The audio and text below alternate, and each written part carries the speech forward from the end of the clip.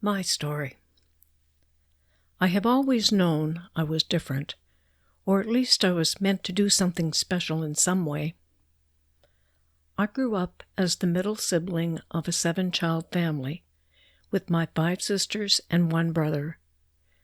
My parents were very proud of their children because, on outward appearances, our family was the image of perfection.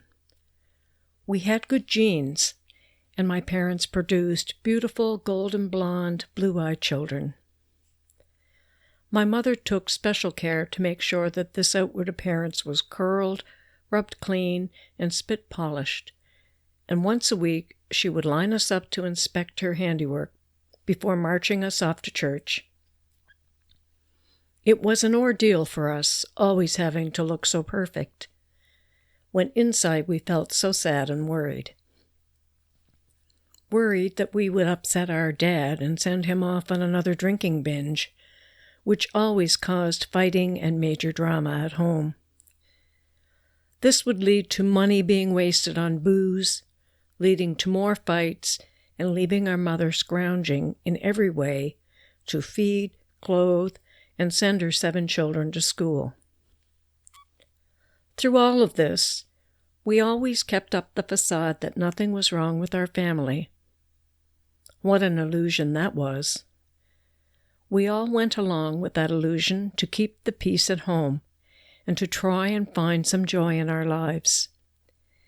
It made my mother happy for a little while and kept my father appeased. As the middle sibling in a very dysfunctional family with 7 children, I got little nurturing or attention. Besides the yelling and arguing of my alcoholic, belligerent father, and my mother crying and angry at him a lot of the time, I was also teased frequently and called hurtful names by my older siblings. All of this affected how I felt about myself. I developed a low self-image and did not feel very lovable at all. To his credit, even with all the drinking, my father worked very hard and always came home. My mother kept us warm and fed with her basic homemaker skills and made us laugh with her crazy sense of humor. She was also extremely creative and could create new outfits out of other people's throwaways. It was my mother who taught us to pray and to believe in God who would answer our prayers.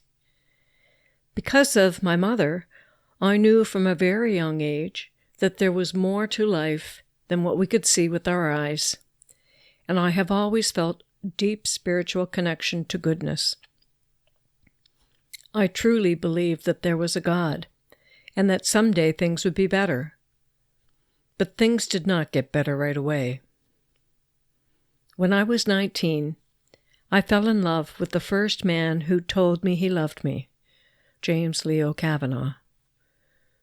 He told me I was special and beautiful and would take me away from the craziness at home. He was 24 and seemed to be very savvy and smart.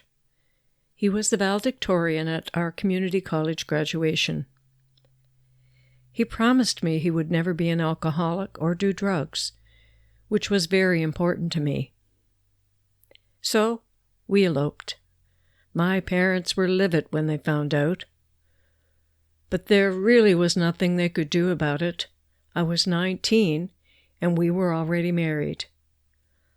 They had to let me go. In the beginning, things were great. We were young and free to do whatever our hearts desired. Then the drinking and marijuana use started. I wasn't happy about it and became very disillusioned because of the promises made just 6 months earlier. I protested, but was easily drawn into the excuses given. It wasn't long before I, too, was using marijuana and drinking on a more than regular basis. We both had jobs until Jim had a workplace accident 4 years later, and he couldn't work. Then I got pregnant. When I found out I was pregnant, I couldn't stop crying. Not because I was pregnant, but because somehow deep within myself, I knew this child was going to cause me great sorrow and pain. Jasmine May Kavanaugh was born on December 28, 1975. I was 23. The ensuing years are too heartbreaking to share.